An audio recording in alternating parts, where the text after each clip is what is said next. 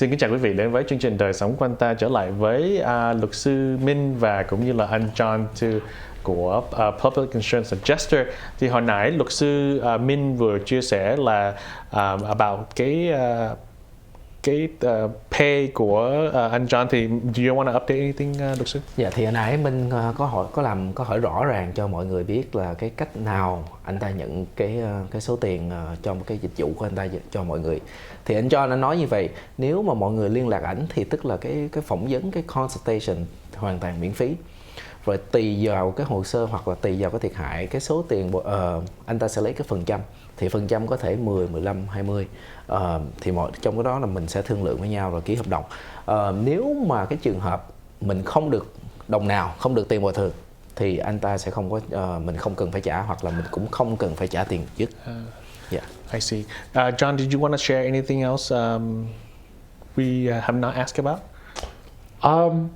If there's wildfires that, the season's not into the wildfires right now, but the winds are coming up, but the winters are usually a lot less wildfires. If there's any wildfires, there is policy coverages for that too. And when you mentioned about that, because I hear on the Vietnamese community about the previous fire, there is such thing as claiming for being affected, right? Thưa quý vị, chúng tôi vừa mới chia sẻ với anh John là chúng ta sống một nơi mà có rất là nhiều hỏa hoạn, và trong những tháng vừa qua thì chúng ta có những cái fires mà nó có thể ảnh hưởng tới cái sự sống của chúng ta. Thì không biết là Billy mới hỏi là có cái gì mà người chủ nhà có thể tìm hiểu thêm được không? Thì can you share some of the things? Yes, from the fire standpoint, there's always coverages depending again on your policy, as we talked about. It's very important to have that. Now, God forbid there's a big fire in your house and you have to have a housing. The insurance company will pay for subsidize your home for you to live somewhere else. They need to pay those bills. There's a lot of things that are part of the policy. Again, we need to clarify it and make sure they're on point, but majority of them will be taking care of that.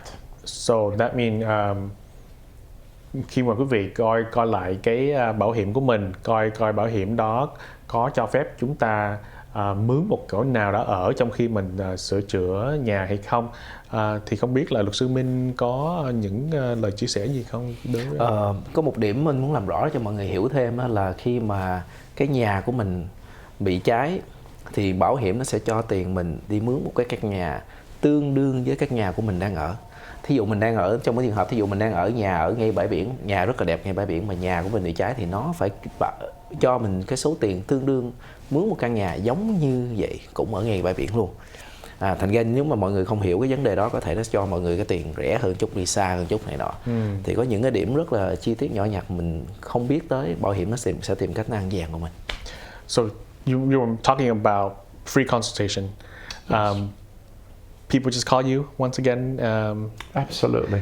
And then what should they have when they consult? When they give us a call, just to have a basic, if they want us to consult to help them get a better policy or get better coverages, we could give them an email once they call us and talk to us and ask us for their concerns or their questions.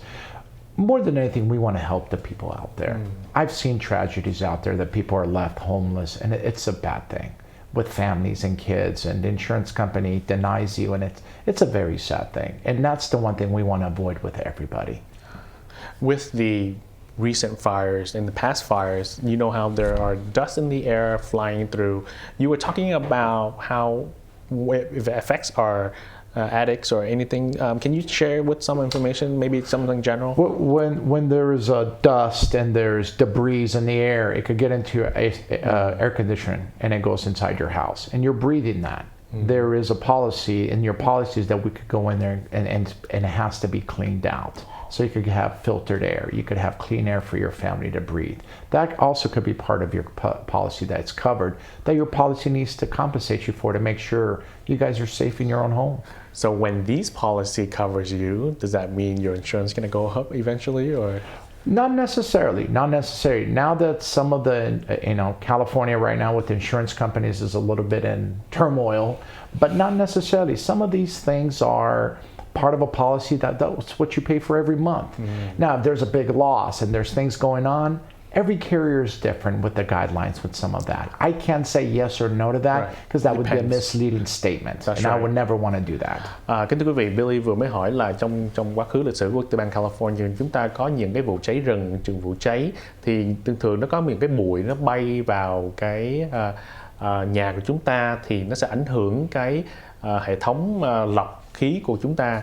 Thì Billy mới hỏi ông là John là mình có thể làm gì để mà giúp chúng ta không?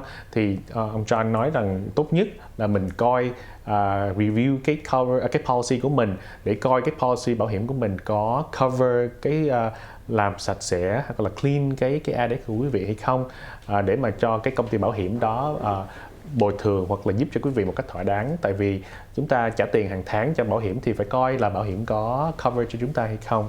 And then as a public insurance adjuster, are there any topic in particular that people ask you the most about or anything? Or just different? There's so many various questions that people ask, but one of the most common questions I believe is how fast can I get into my home and how fast can I get my life back to normal?